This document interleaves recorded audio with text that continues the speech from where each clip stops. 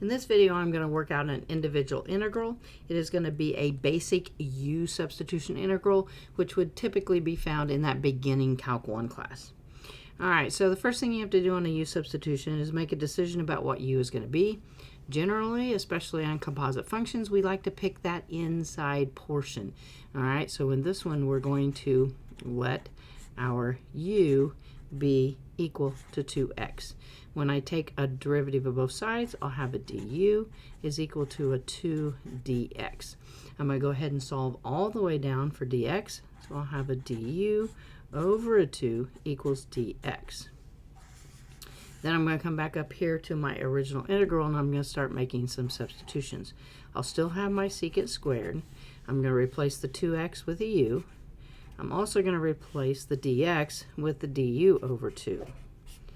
All right, now what that's going to do is that's going to let us clearly see that we're supposed to pull out a 1/2 out in front of this integral. All right, something that is commonly missed when we try to do this in our head. So we're going to pull out that 1/2 out in front. We'll have the integral of secant squared u du. I'm all in terms of u now, so I can't integrate this. And hopefully at this point you have this one memorized. When you integrate secant squared u, then we end up with a tangent u. So then I'm going to have a 1/2 tangent of u plus c.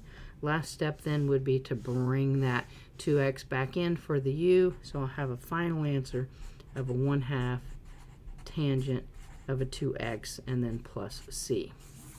So definitely a straightforward U-substitution integral for that Calc 1 student.